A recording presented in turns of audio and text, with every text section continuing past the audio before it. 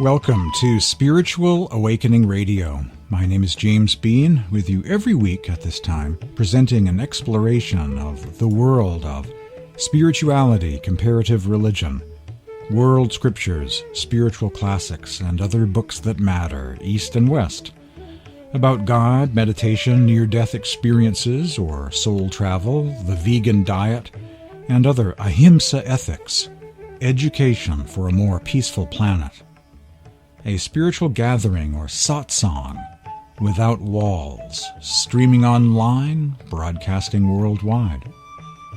Thanks for joining me today. Today's program is program 525. It's no easy thing. Creating your own radio show. You have to have a mixing board, microphones, other electronic devices, a computer, and not just any old computer, but a fairly decent computer, pretty high-tech end of the spectrum, and software and editing, and so it's no easy thing to be a broadcaster, to have your own studio.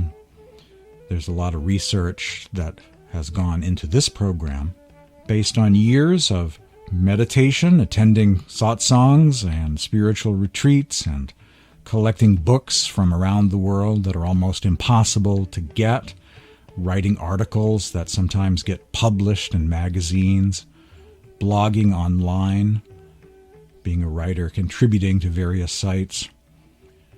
And here we are. Today's program is titled Ingredients of a Living Spiritual Path. Welcome to Spiritual Awakening.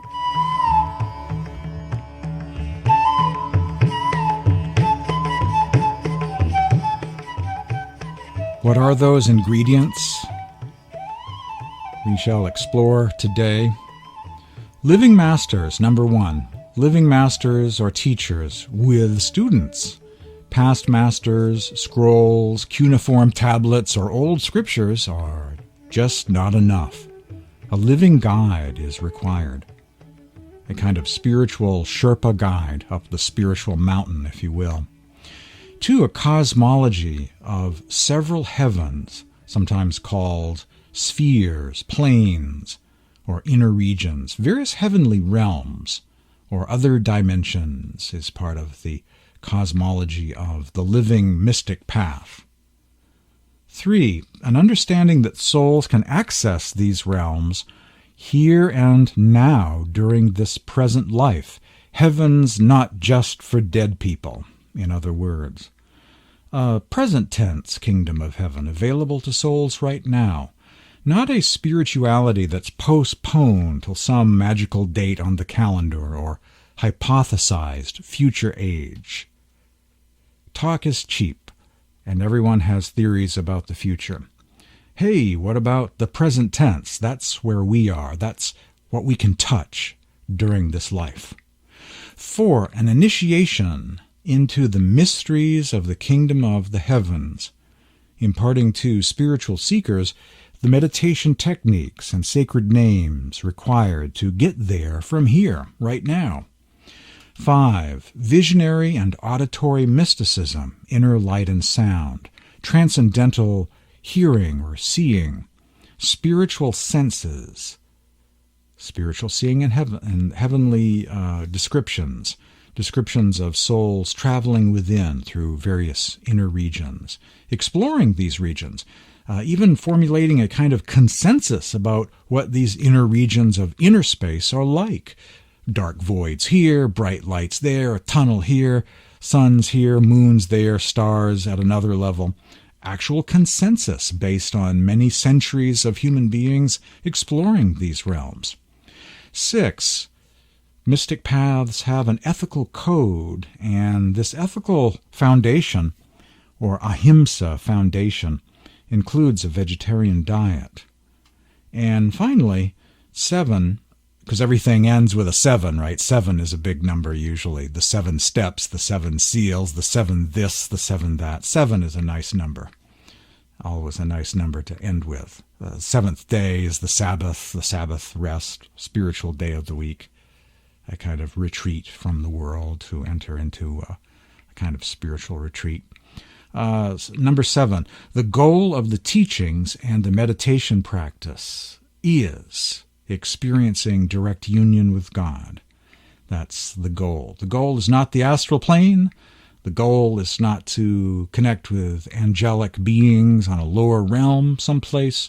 The goal of the teachings and meditation practice is experiencing direct union with God in the highest of these realms, beyond the world of time, beyond the world of forms, beyond realms of lights and sounds.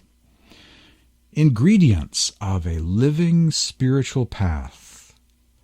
Today, program number 525 on spiritual awakening. Rumi says, don't be satisfied with stories, how things have gone with others. Unfold your own myth. Indeed, as wonderful as it is to explore what others have done in the past, and that is kind of necessary, really. We all have to start somewhere. And to have our horizons expanded, to know what truly is possible. But at some point, we have to go from theory to practice, and we have to have our own experience. We can read stories about how people in the Middle Ages had wonderful meals, but we cannot satisfy our hunger by reading and learning of their banquets long ago, So we have to have our own direct experience in this generation, in this time period. As wonderful as things were in previous golden ages of miracles and amazing things going on and sitting at the feet of the Buddha, Christ, Krishna, or some other figure, we have to figure out a way to get to the Bodhi tree here and now in this generation, at this time, our time. With a living mystic path, initiation into the mysteries of the kingdom of heaven includes inner direct seeing and hearing. If we can't see or hear, how could we possibly begin exploring inner space for ourselves? The information written in restaurant menus might be informative and yet cannot resolve one's hunger, and tales of sacred texts of people who once enjoyed glorious feasts centuries ago do not feed the living. When we see darkness with our eyes closed, we are in the realm of death and rebirth or reincarnation. We are unaware of our true nature. We are unaware of our original nature. When we come out of the realm of darkness and enter into the realm of light, we are at the same time transcending the web of death. It is not possible that we can remain in darkness and be free of the net of reincarnation, the birth process and death process. Having achieved inner light, we can be liberated from the cycle of birth and death. That's a passage from Swami Sant Seviji Maharaj from his book Harmony of All Religions, which has chapters on Christianity, Buddhism, a wonderful chapter on Jainism, which hardly anyone, even Morton Smith, so few people have talked about it. Jainism is a religion that gets neglected. I meant to say Houston Smith, the scholar of comparative religion, who has books on world religions. Morton Smith, I believe he was the guy that came up with a translation of the Secret Gospel of Mark, a different Smith, another interesting person, by the way. But Houston Smith did books about various world religions, chapters on Christianity, Sikhism, Hinduism, but no Jainism. And this book, The Harmony of All Religions, actually has a wonderful chapter on Jainism, and that's because the author, his birth name was Mahavira, named after the great saint of Jainism, Lord Mahavira. And of course his guru name became Swami Sant Seviji Maharaj. And so he personally grew up in the world of Jainism and has a wonderful chapter on Jainism and the mysticism of Jainism. A rare thing to read about in the book, The Harmony of All Religions. And I actually have a copy of that book online. You can read for free. Send me an email and I can send you a link to this book, or even send you a PDF file of some of the chapters of this book.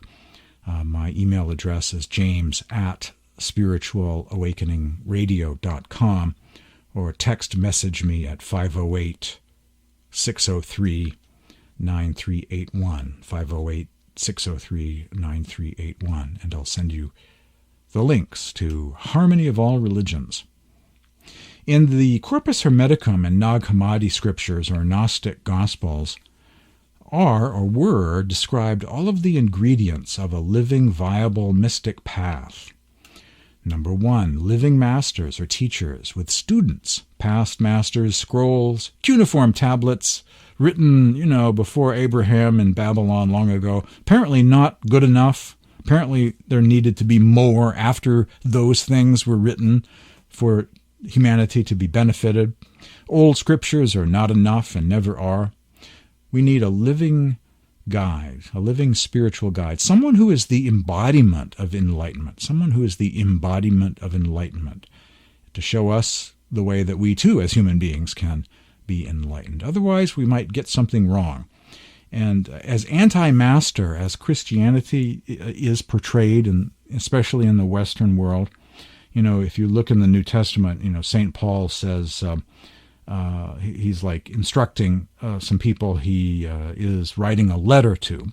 But then he says he's going to come to them and visit them in person and help straighten out some misconceptions they had.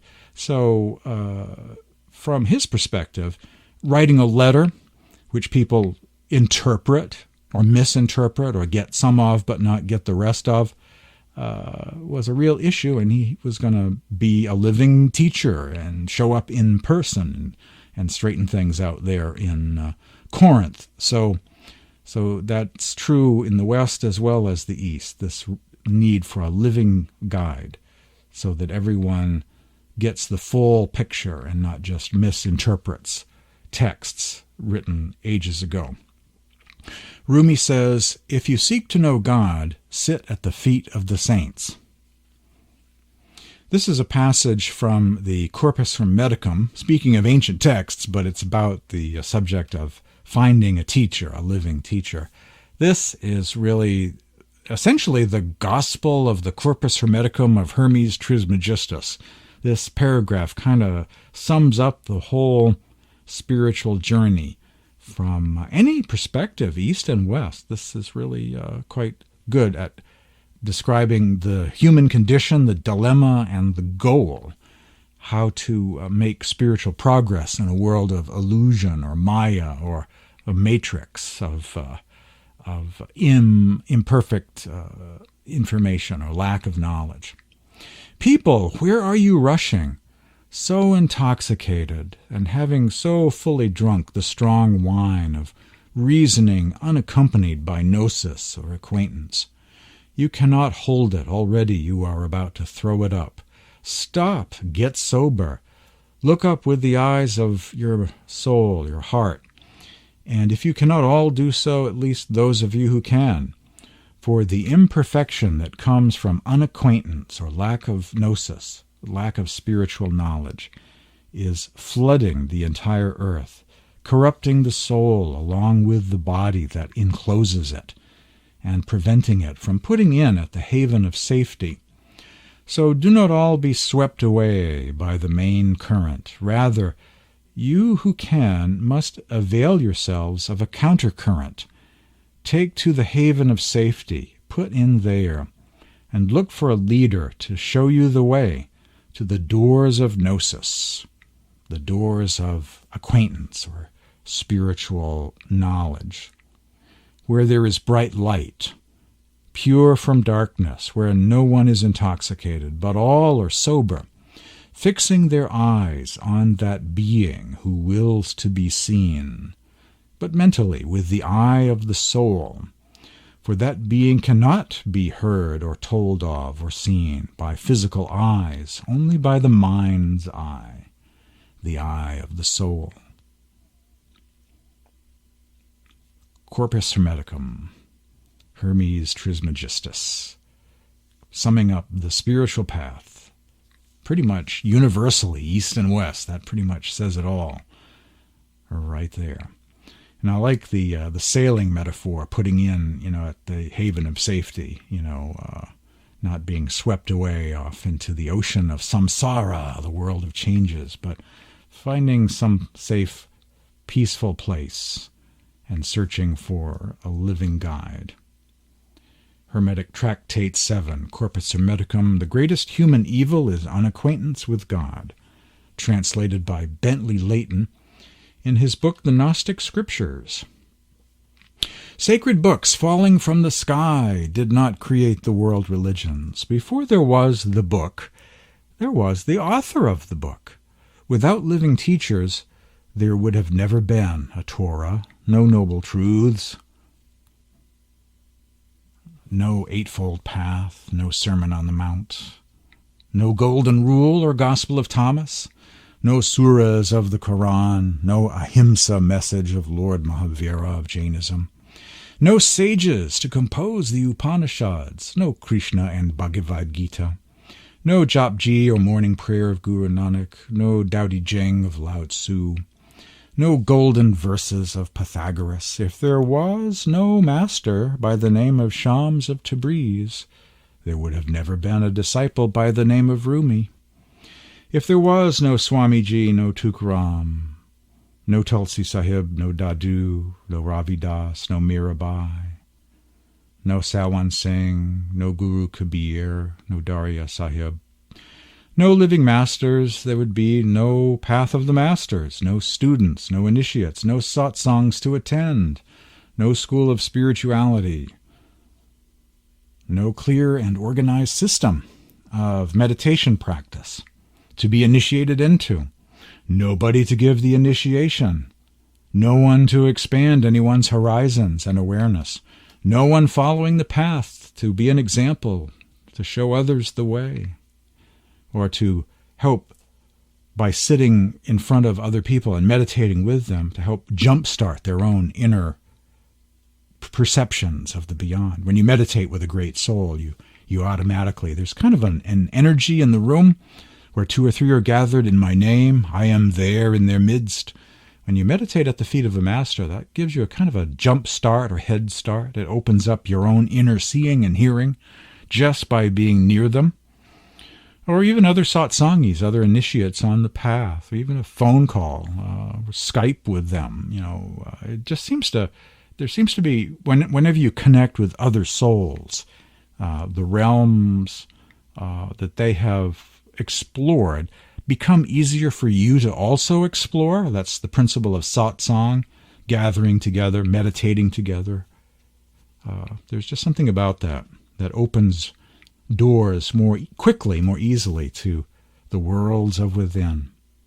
The essential reason for having a spiritual teacher is not to worship the personality of the teacher, but to learn from them the methods of spiritual practice. The living teacher preserves the methods of meditation and passes that knowledge and experience on to the next generation.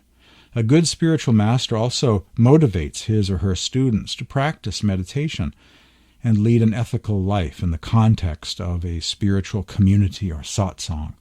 Books alone, isolated from a community of others, would not be enough to sustain or motivate one to keep up with spiritual practice or cultivate inner mystical experiences. Satsang inspires, teaches, motivates, and group meditation helps to accelerate one's own inner experience, especially if the goal of the meditation is inner light and sound.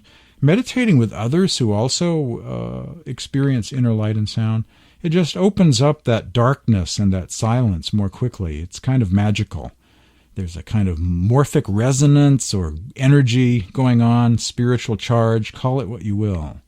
Kind of magical. It's a principle practiced in India for millennia, getting together with others and meditating as a group.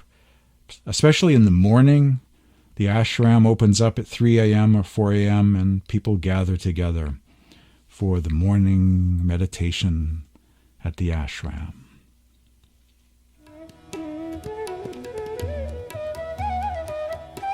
Coming up after the break, more ingredients of a living spiritual path, The name of the program is Spiritual Awakening Radio. My name is James Bean. Stay tuned for more after these messages.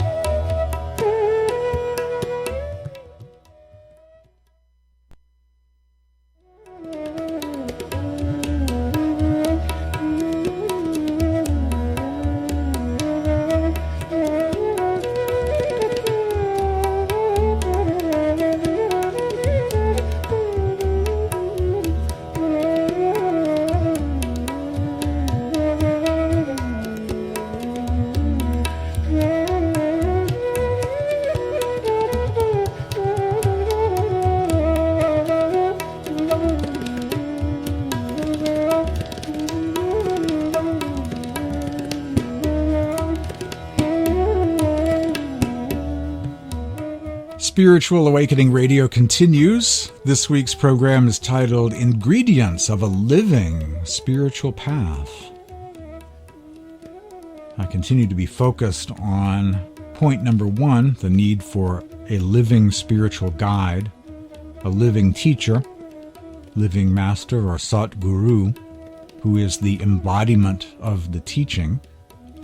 In each generation, in each century, going all the way back to 2400 or so BC, there have been in the world living schools of spirituality, headed by living teachers, here and there, east and west, and in the Middle East between.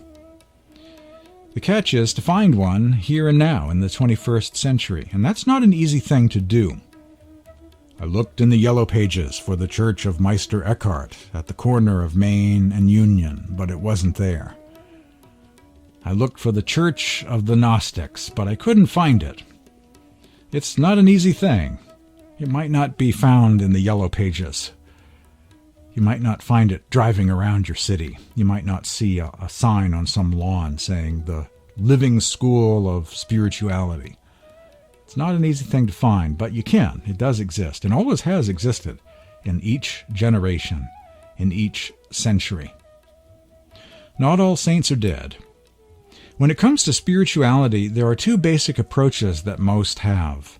The most common one is finding a book on spirituality. Many begin learning about spiritual things this way. They begin the learning process this way.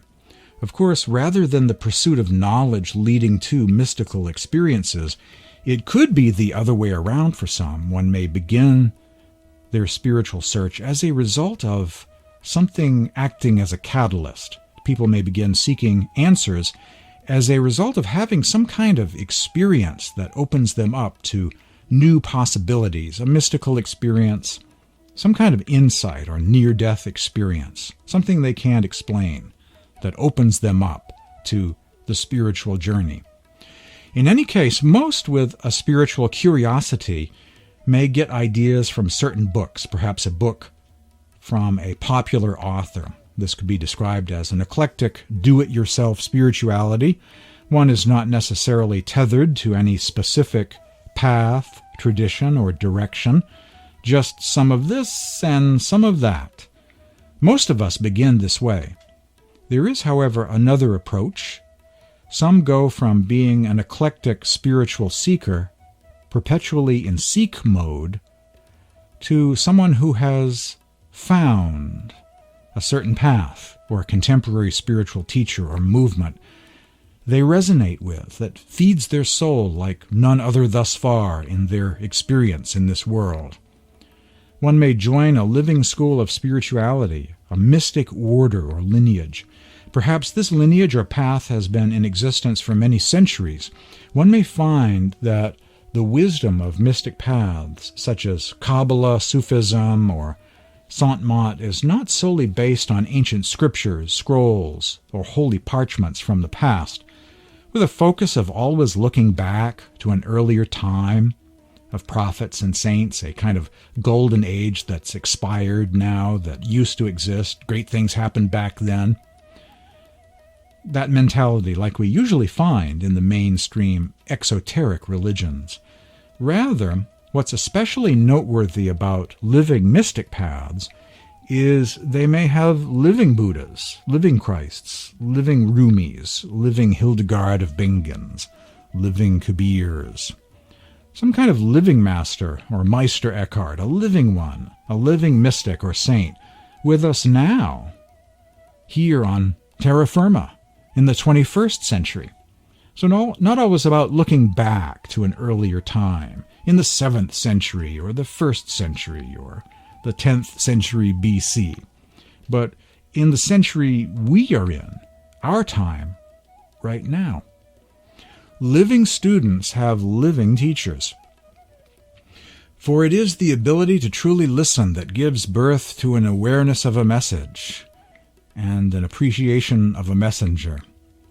An infinite God could never have a limited number of inspired words, or be forever bound by bookbinders. If there is no inspiration now, how could there ever been any inspiration in days gone by? There is also no missing element or trace mineral once present in the water supply during the Middle Ages or earlier times but now gone, that once caused the appearance of enlightened prophets and saints and accounts for their absence now. What was true then is true now.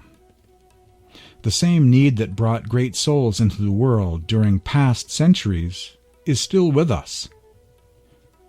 My experience and belief is that the age of prophets and apostles, masters, or saints is still with us. That there are living Christs, living Buddhas. There is a living Gnosis now.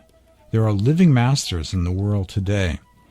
The reality and not the illusion of having a guru begins here with this openness to the possibility of living ones now. Now, it's no easy thing to find such a teacher. It's always good, if you're interested in exploring a certain path that you're drawn to get background information on that teacher, to get to know them well. And who was their teacher? And who was that person's teacher? It's good to get acquainted, to not jump in immediately. But it is possible to find people you do trust, that you do resonate with. There have always been living masters, living schools of spirituality. Some Bodhi tree that a great teacher is close to and is surrounded by a circle of disciples. Whether it's in the 21st century or BC times or the Middle Ages, there always have been a few living masters with living students. Stay tuned for more Spiritual Awakening Radio coming up.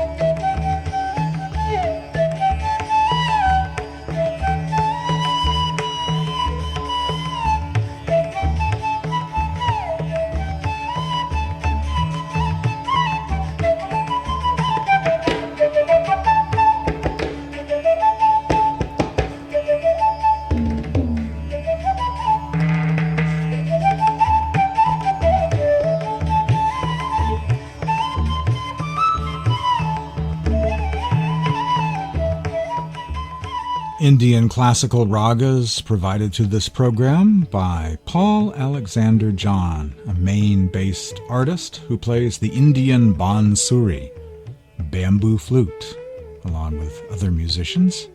Indian classical ragas, and some very good ones too, very complex ones. Ingredients of a living spiritual path this week on Spiritual Awakening Radio. Number 1 was about finding a living teacher.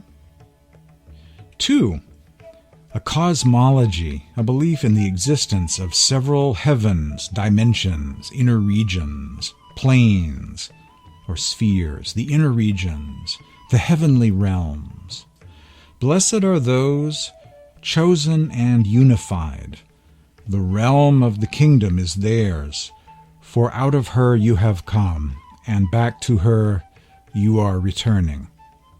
That's saying 49 of the Gospel of Thomas, a translation by Lynn Bauman called Wisdom of the Twin, one of my favorite translations of the Gospel of Thomas, a collection of the sayings of Jesus, once studied by a more esoteric or contemplative form of Christianity that had access to the original Q document or collection of the sayings of Jesus. Blessed are those chosen and unified. The realm of the kingdom is theirs. For out of her you have come, and back to her you are returning. Masters and mystics have found it useful to compare out-of-body or extension into the heavenly realms, the ascension journey, to the stripping or shedding of garments. Their understanding is that each soul on the earth plane is wearing several subtle bodies or garments. We are souls wearing subtle bodies or coverings. Koshas is another term for them. Our physical body is made out of the material substance of the physical universe. We are, as the late Dr. Carl Sagan put it, star stuff, pondering star stuff. Our bodies are made out of atoms that once came from stars in the cosmos. When we enter into contemplation and mystical states, our awareness is elsewhere. We become dead to the world or dead to the universe. We have risen above body consciousness. In that sense, we have, for the duration of our meditation period, stripped ourselves of the garment of the body for the purpose of exploring other levels of our existence. The mystic traveler enters into what has been called the fourth state of consciousness. In addition to the waking state, the dream state, the unconscious state of deep sleep, the truly holistic explorer can also integrate into his or her experience the spiritual worlds by way of meditation. Mysticism teaches that there are many layers of reality, that there are other garments that will eventually be shed during journeys of ascension. These garments or subtle bodies have been given names in Hebrew, Greek, Coptic, Syriac, Arabic, Persian, Hindi, Gurmukhi, or Punjabi, and other languages. In addition to the garment of the physical body, each soul is wearing several other garments, other bodies or sheaths that surround the soul, allowing the soul to connect or interact with various regions of creation. Counting the physical plane as level 1, level 2 is called by many the astral plane, made of astral stuff, astral substance, existing at a different vibration in the astral region. Level 3 is the causal body, made of causal or akashic substance, inhabiting the causal plane. Level 4 is the mental body, made of mind substance, mind stuff, and is part of the mental plane. The etheric body, or level 5, allows the soul to access that realm. Above these worlds of mind and matter, the soul resides in the timeless spiritual realm of truth, or hak. Metaphysically speaking, we're already in heaven. We just don't know it. The Sufi poet Fakiruddin Iraqi once said, "By day I praised you, but never knew it. By night slept with you, without realizing, fancying myself to be myself, but no, I was you, and never knew it." Luckily for us slumbering souls, there are always a few Moses types in the world, freeing those yearning for a real promised land. An occasional Rumi, an occasional living Rumi or Shams of Tabriz here and there, sharing their secrets about the soul. Rumi once said, "With every breath, the sound of love surrounds us. and we are bound for the depths of space without distraction.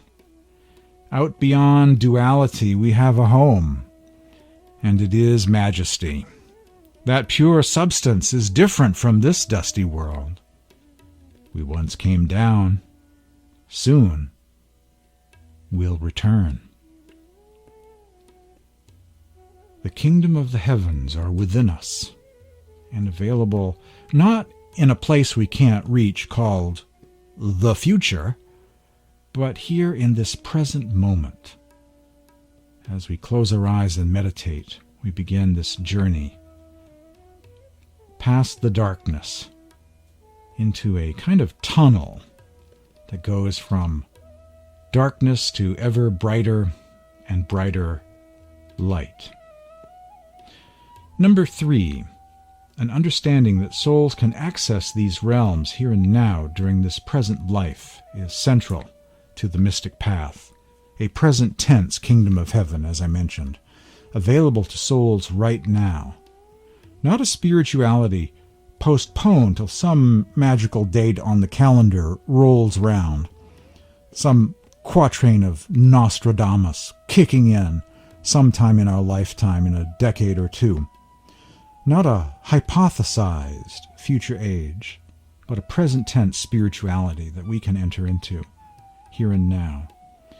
After the break, I will delve into this question of the present tense spirituality available in this moment. You're hearing Spiritual Awakening Radio. Stay tuned.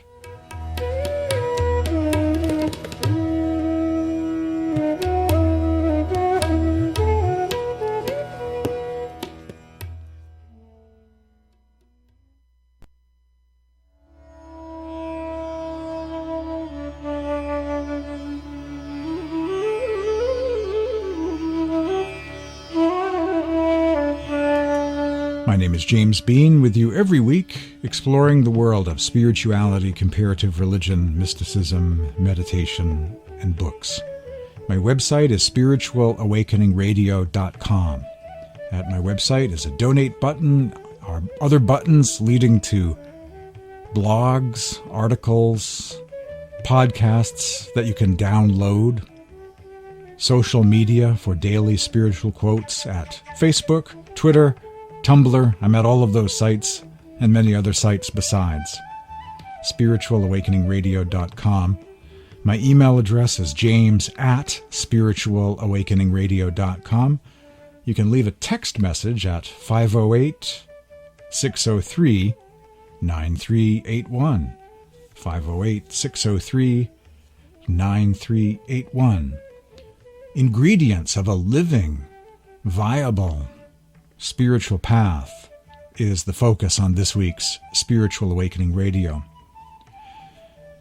Point number 3, an understanding that souls can access the heavenly realms here and now during this present life. Heaven's not just for dead people. A present tense kingdom of God is the only one we can interact with.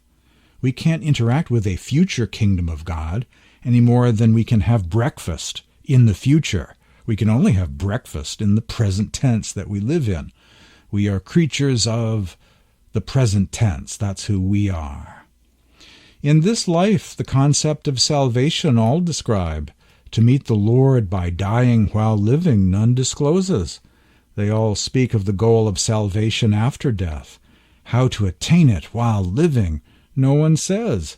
Were they to reveal the method of attaining release while living, then alone would Tulsi be convinced of their words, who speak after seeing with their own eyes and teach the method of salvation during life, are at the stage and stature of saints, for they reveal the quintessence of the soul.